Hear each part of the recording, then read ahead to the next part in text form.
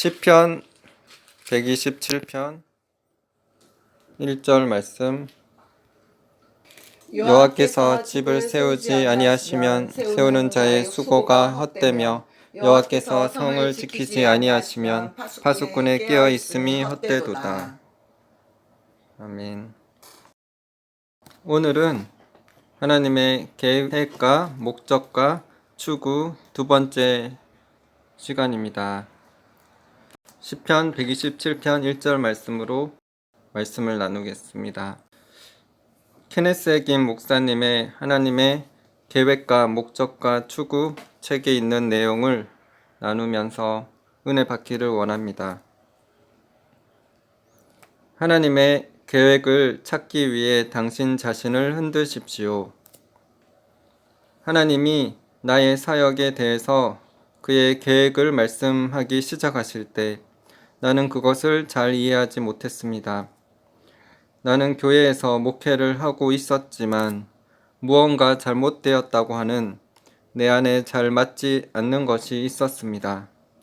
나는 무엇이 잘못되었는지를 알 수 없었지만 무언가 잘못되었다는 것은 알았습니다. 그래서 저는 주님께 말씀드렸습니다. 뭔가 잘못되었습니다. 마치 양말을 신고 발을 씻는 듯한 느낌으로 불편합니다. 나는 더욱더 기도로 내 자신을 흔들었습니다. 하나님이 나를 흔드신 것이 아니고 내가 나를 흔든 것입니다. 나는 늘 기도를 많이 하는 편이지만 그 기간 동안은 하나님 앞에서 금식하면서 더 많은 기도를 했습니다. 주님께 말씀드렸습니다. 주님, 뭔가 잘못되었습니다. 제가 비정상인가 봅니다. 저는 세상에서 만족할 만한 모든 조건을 갖추고 있습니다. 지금의 교회는 제가 목회했던 교회 중에서 제일 좋은 교회이고 수입도 제일 많고 목사관도 지금까지의 것 중에서 제일 좋습니다. 저와 아내와 아이들은 지금 행복하고 모든 일이 만족스럽습니다. 이 교회 역사상 가장 많은 수가 주일학교에 참석하고 있습니다. 저는 만족해야 마땅합니다. 그러나 저는 무엇이 잘못된 걸까요? 주님이 내 속에서 말씀하셨습니다. 문제는 내가 너를 목회자로 부른 것이 아니다는 것이다. 목회가 너의 소명이 아니다. 감사하게도 주님은 12년 동안 그의 허락하신 뜻 안에서 내게 목회를 하도록 허락하신 것입니다. 그리고 목회를 하는 동안 다른 방법으로는 배울 수 없었던 많은 일들을 배웠습니다. 나는 이 경험을 통해 부흥사나 교사나 복음 전도자들이 최소한 2년 정도는 목회 경험을 의무적으로 해야 된다고 생각합니다. 그렇게 한다면 그들의 말이나 행동은 훨씬 달라질 것입니다. 목사들도 나가서 복음 전도자로 한 2년간 사역하는 것이 좋다고 생각합니다. 강사들을 어떻게 다루어야 하는지를 잘 배우게 될 것입니다. 그러나 그런 기도 중에 나는 나의 삶을 향한 하나님의 계획은 목회가 아니라는 것을 알게 되었습니다. 하나님이 나를 목사로 부르시지 않았다고 말씀하셨을 때 나는 내가 하나님께 무엇으로 부름을 받았는지 여쭈어 보았어야만 했습니다. 주님은 묻지 않으면 대답하시지 않습니다. 하나님은 완전한 신사이기 때문입니다. 주님은 무례하게 들어와서 당신을 방해하는 일은 절대로 하시지 않습니다. 성령님도 그렇습니다. 나는 그냥 목사가 아니라면 전도자라고 짐작했을 뿐입니다.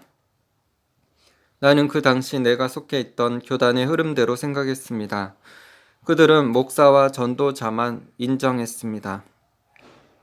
그래서 저는 전도자로 새롭게 출발했습니다. 그러나 결과는 비참했습니다. 전도자 생활 1년 만에 차가 낡을 대로 낡아버려 걸어 다녀야만 했습니다. 그해 겨울 3칸으로 나누어져 있는 아파트에 살면서 우리 아이들은 겨울에는 부엌에서 여름에는 방충망이 있는 베란다에 접이식 침대에서 잠을 자야 했습니다. 아이들은 옷도 잘 입지 못했으며 먹는 것도 부실했습니다. 나는 다시 주님을 찾기 시작했습니다. 뭔가 잘못되었습니다. 나는 아직도 양말을 신고 발을 씻는 느낌이 있었습니다. 이야기를 다 하자면 깁니다. 그러나 결론적으로 하나님은 내가 나의 사역에서 하나님의 계획을 따르게 하려고 한 것입니다. 주님은 나를 가르치길 원하셨습니다. 에베소서 4장 11절 12절 그가 어떤 사람은 사도로, 어떤 사람은 선지자로, 어떤 사람은 복음 전하는 자로, 어떤 사람은 목사와 교사로 삼으셨으니 이는 성도를 온전하게 하여 봉사의 일을 하게 하며 그리스도의 몸을 세우려 하심이라. 여러분, 나는 지금 하나님의 계획에 대해 말씀드리고 있습니다. 우리는 자주 그냥 환경에 이끌려서 일을 하는 경우가 많이 있습니다. 그러나 시간을 내서 하나님이 무엇을 원하시는지를 알아내십시오. 하나님은 교회에 대한 계획을 가지고 계십니다.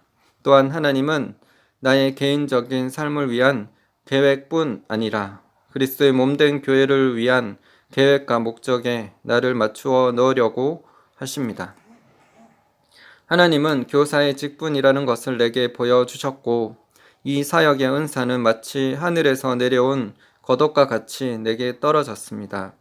그러나 나는 기도하면서도 그 당시의 종교적인 환경을 생각했던 것입니다. 그때는 1949년과 1950년경이었습니다. 주님, 저들은 제가 집회를 인도해 주기를 원합니다. 가르치는 것으로는 저를 초청할 곳이 없습니다. 저들은 부흥사를 원합니다. 제가 가르치는 것으로는 안 됩니다. 그러나 나는 하나님을 설득시킬 수가 없었습니다. 하나님은 나를 향한 계획이 있었습니다. 그리고 그분의 계획의 빛 가운데로 걸어감으로써 내가 그분의 온전한 축복을 누릴 수 있다는 것을 알 수 있었습니다. 그렇게 긴 시간 주님의 뜻을 구하는 동안 1949년 마지막 주일부터 1950년 초까지 저는 텍사스주 핸더슨에 있는 한 교회에서 집회를 인도하게 되었습니다. 결국 이 집회에서 나는 주님께 말했습니다. 좋습니다, 주님. 제가 가르치겠습니다. 금요일 저녁은 사람들이 가장 많은 저녁 집회입니다. 그날 저녁 주님의 말씀대로 가르치겠지만 사람들은 가르치는 것을 원하고 있지 않다는 것을 그 저녁에 증명해 드리겠습니다. 우리는 벌써 한 주 동안 집회를 하고 있었지만 아무도 거듭나지 못했습니다. 아무도 성령 충만 받지 못했습니다.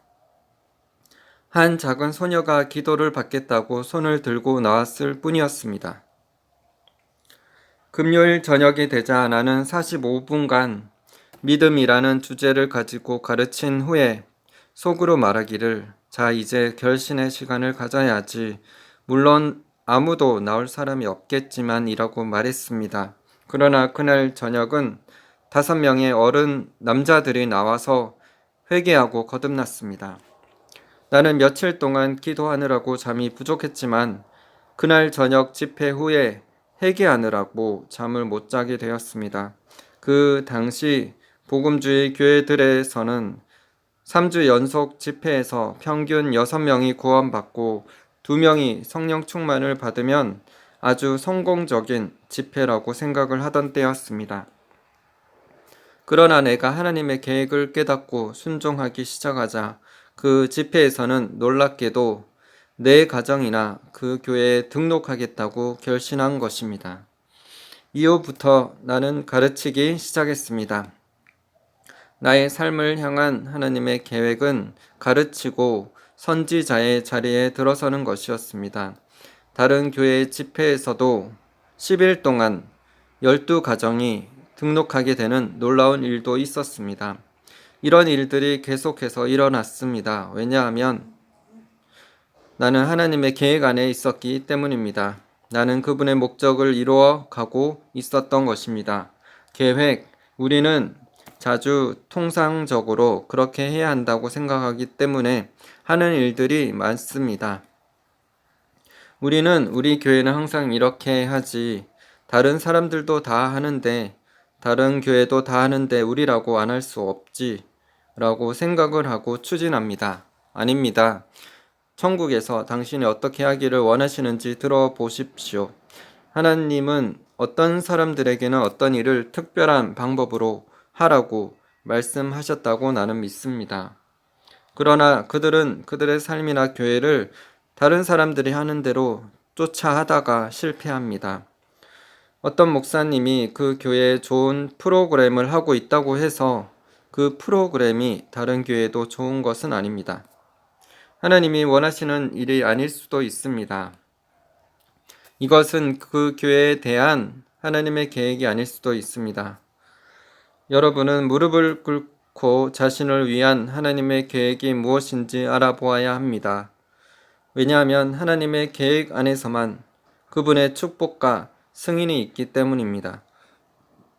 하나님의 계획은 훨씬 더 훌륭합니다. 당신이 당신의 삶이나 교회에 대한 하나님의 계획을 찾아낸다면 일이 잘 되고 열매를 맺을 수 있습니다. 그러나 당신이 당신의 집을 혼자 지으려 한다면 당신은 일을 하고 또 해야 합니다. 결국은 다 지을 수도 있고 멋있어 보일 수도 있습니다. 그러나 주님이 그 안에 계시지 않는다면 헛된 일이 되는 것입니다. 만일 목사님들이 시간을 들여서 하나님을 찾고 기다린다면 성령님께 대하여 예민해집니다. 당신은 당신의 예배에서 주님이 원하시는 것이 무엇인지 알 수 있게 됩니다. 하나님이 원하시는 것이 무엇인지 확실히 알게 될 것입니다. 하나님의 계획 밖에 있으면 불만이 생깁니다. 여러분, 우리는 하나님의 뜻 밖에서는 우리가 만족하지 못한다는 것을 알아야 합니다.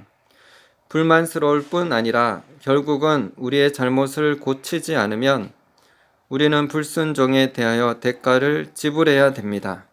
하나님이 그 대가를 지불하게 하시는 것이 아닙니다. 그것들은 하늘로부터 오는 것이 아닙니다. 도둑은 도둑질하고 죽이고 멸망시키려는 목적으로 온다고 요한복음 10장 10절에서 말씀하셨습니다. 하나님은 우리가 그분의 계획을 행하지 않아서 도둑 맞는 것은 허락하실 수밖에 없는 것입니다. 우리가 그의 목적을 추구하지 않고 그의 길에서 벗어나 있기 때문입니다. 하나님의 계획과 목적 그리고 추구, 하나님의 계획과 하나님의 목적을 가지고 그것을 추구하는 것보다 우리의 인생에 가치 있는 일은 없습니다. 우리 자신의 계획을 따르지 맙시다. 하나님의 계획과 목적을 발견하고 하나님이 추구하시는 것을 따라갑시다. 하나님의 온전한 축복과 성령의 모든 것은 하나님의 계획에만 있습니다. 우리는 하나님의 최고의 것을 가져야 합니다. 당신의 기름 부음이 무엇인지 알아내십시오. 사람들이 자신의 기름 부음이 있는 분야를 알고 다른 사람과 같이 되려고 하지 않고 그 자리에 머무르면 하나님을 위한 그들의 모든 사역이 효과적이 됩니다. 때로는 하나님은 당신이 무엇을 하기 원하시는지를 보여주실 것입니다. 그러나 당신이 하나님의 계획을 가지고 있지만 영적으로 적당한 시기가 아니라고 감지될 수도 있습니다. 그러므로 하나님이 원하시는 것을 해야 할 적절한 시기를 알아내는 것도 배워야 합니다. 성령님의 깨우치심을 기다리십시오. 어떤 때는 하나님이 성령 안에서 당신에게 무엇을 보여주실 때 당신은 하나님이 당신에게 원하는 모든 것을 알 수 없을지라도 하나님이 깨닫게 하신 것만큼은 실천에 옮겨갈 때 성령님이 원하시는 더 깊은 곳으로 조금씩 살 수 있습니다. 당신이 하나님의 계획과 목적을 따르는 일에 점점 더 순종해 나갈 때 하나님은 점점 더 보여주시고 그분의 계획을 더 잘 이해할 수 있는 자리로 들어갈 수 있게 하십니다. 많은 경우 믿는 사람들에게 하나님은 계획을 세우시고 무엇을 하라고 말씀하십니다. 그러나 사람들은 자신들의 능력으로 하나님의 계획을 이루어 가려고 노력합니다. 그 사람들은 자기들이 그 일을 만들고 수행하려고 노력하다가 그 중에 몇 사람은 그 짐의 부담으로 죽음에 이르는 경우도 있습니다. 심장마비로 젊은 나이에 죽은 경우도 있습니다. 만일 당신이 하나님의 계획을 당신 혼자의 능력으로 이루려고 수고한다면 이것은 하나님이 이 일을 계획하고 성취할 수 있다고 믿지 않는 것입니다. 하나님을 찾으십시오. 하나님께서 그분의 계획을 이루시게 하십시오. 하나님이 당신에게 무엇을 하라고 하시면 그 일을 충실히 하면서도 당신은 주 안에서 안식할 수 있습니다. 주님께 영광 돌립니다. 제4장 당신의 목적은 무엇입니까? 1987년 아침 일찍 오셨던 주님은 다음과 같이 말씀하셨습니다. 사람들이 나의 계획을 받을지라도 그들의 목적은 빗나갈 수가 있다. 어떤 사람들은 나의 계획을 받는다. 내가 그들에게 말을 하고 그 계획을 이루어 나가는 동안 그들은 목적으로부터 빗나가기 시작하는 것이다. 그러므로 나는 그들을 축복할 수가 없게 된다. 왜냐하면 사람들의 계획과 목적이 나의 계획과 목적에 동승해서 나갈 때만이 내가 그들을 축복할 수 있기 때문이다. 내가 예수님과 함께 영에 사로잡혀 올라갔을 때 주님은 모든 집회에는 주님의 계획과 목적이 있다고 말씀하셨습니다. 교회 예배에서나 다른 모든 집회에서 사람들은 자기들의 계획을 세우고 그 계획을 축복해 달라고 요구한다. 나는 내가 할 수 있는 한 그들을 축복하지만 그들이 온전한 축복을 받을 수는 없다. 왜냐하면 그들은 내가 원하는 것과는 상관없이 그들의 계획만을 추구하기 때문이다. 라고 예수님이 말씀하셨습니다. 올바른 목적, 올바른 동기. 하나님의 목적을 추구하는 데 있어서 또 중요한 것은 우리의 동기나 태도와 관계가 있습니다. 당신은 올바른 목적을 가지고도 그릇된 동기로 인해 성공하지 못할 수 있다는 것을 아십니까? 주의하십시오.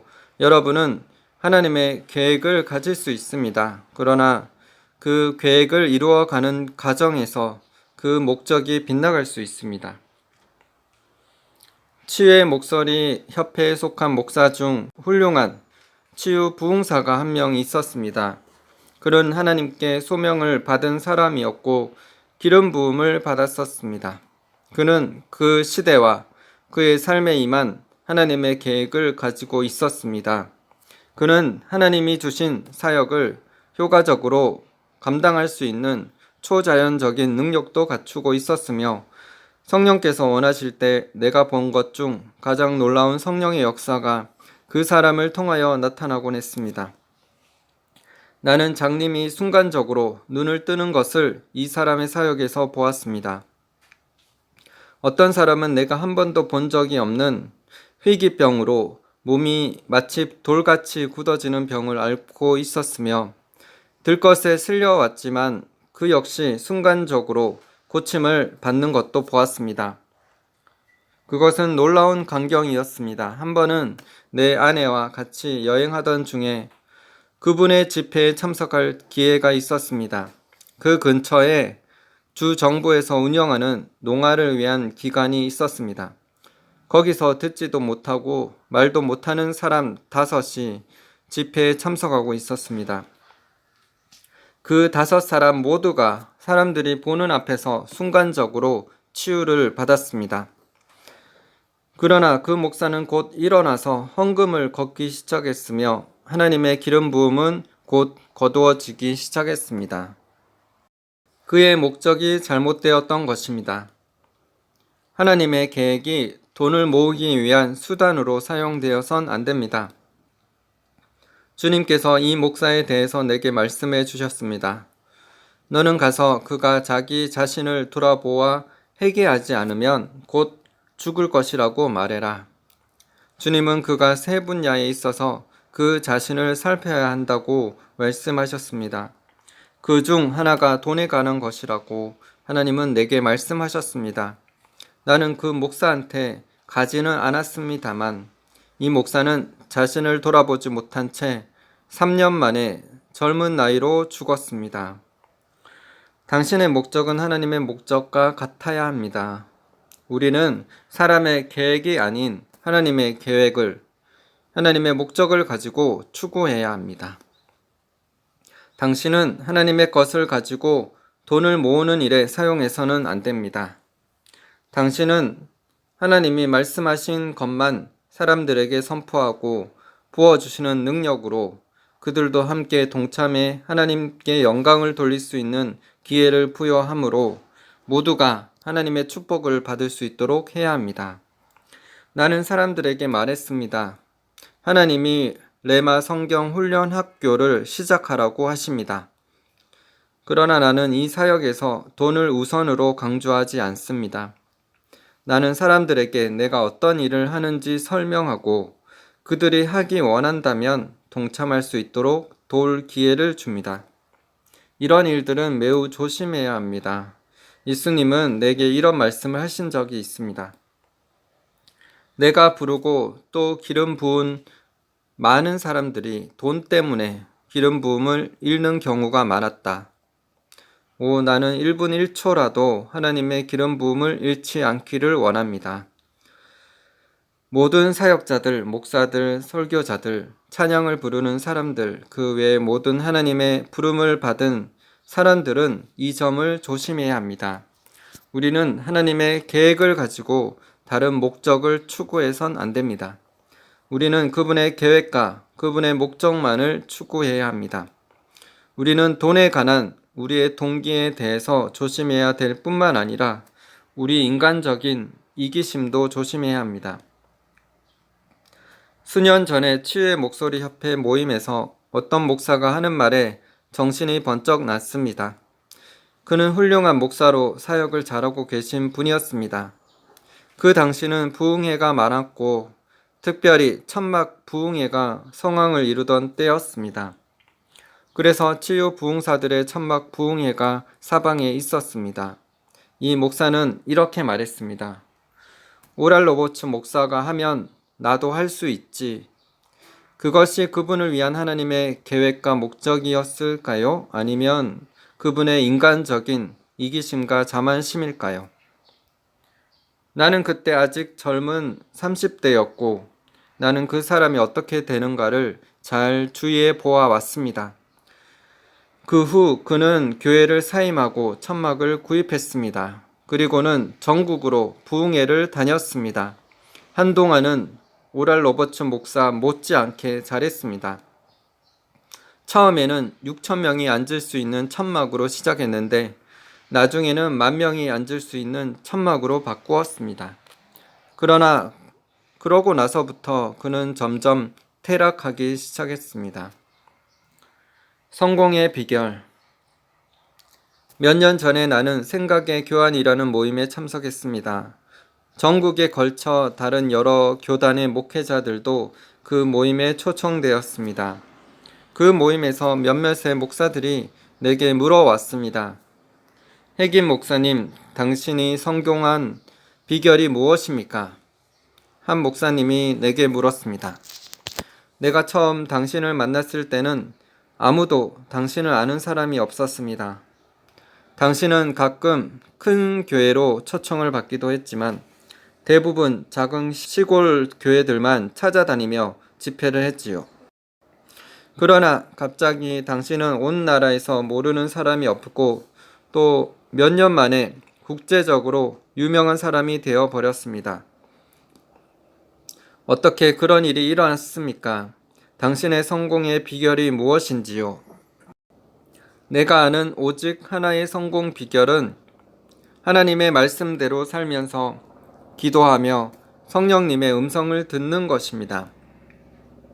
나는 잘 듣고 하라는 대로 하기만 했습니다. 라고 나는 대답했습니다. 사실 오늘날 내가 하는 모든 일은 말씀을 믿고 방언으로 기도하고 하나님이 내게 하라는 일에 순종한 결과입니다. 정말 방언으로 기도할 수 있게 하신 하나님께 감사드립니다. 에베소서 6장 18절. 모든 기도와 간구를 하되 항상 성령 안에서 기도하고 이를 위하여 깨어 구하기를 항상 힘쓰며 여러 성도를 위하여 구하라. 아멘. 기도하시겠습니다. 하나님 아버지 감사합니다. 오늘은 하나님의 계획과 목적과 추구라는 제목으로 말씀 나누었습니다. 성령 하나님, 우리가 하나님의 계획과 목적대로 추구할 수 있도록 인도하여 주시옵소서. 우리의 마음의 동기와 우리의 마음의 감정들, 모든 의지들이 주님의 계획과 목적대로 순수하게 추구할 수 있도록 주님 인도하여 주시옵소서. 수많은 사역자들, 목사님들이 하나님의 계획이 아니라 자신의 계획대로 프로그램대로 운영을 한다면 하나님께서 그 교회에 역사하실 수가 없고 하나님의 일을 하실 수가 없습니다. 그렇기 때문에 우리를 향한, 교회를 향한 하나님의 계획과 목적대로 우리가 올바르게 선한 동기로 추구하며 나아가기를 기도합니다. 그래서 하나님의 뜻이 우리를 통하여서, 교회를 통하여서 이루어지며 하나님 나라가 확장되기를 기도합니다. 사단의 세력이 무너지고 하나님 나라가 이 한국 땅에 임하게 하여 주시고, 그래서 수많은 교회들이 살아나고 하나님의 능력으로 회복되는 교회들 되기를 기도합니다. 주 예수 그리스도께서 온전히 머리로서 통치하는 교회가 되게 하여 주시옵소서.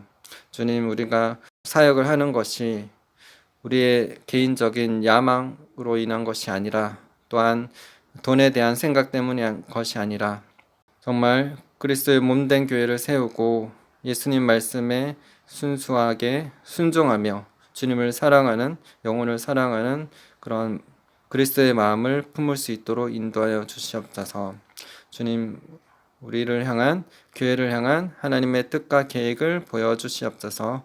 우리는 기도하며 말씀대로 순종하며 주님께서 주신 그 온전한 뜻대로, 부르심대로 순종하며 나아가게 하여 주시옵소서. 그래서 그리스도의 법을 성취하고 하나님 나라를 이루게 하여 주시옵소서. 주님의 은혜와 사랑을 감사드리며 찬양드리며 예수 그리스도 이름으로 기도드립니다. 아멘.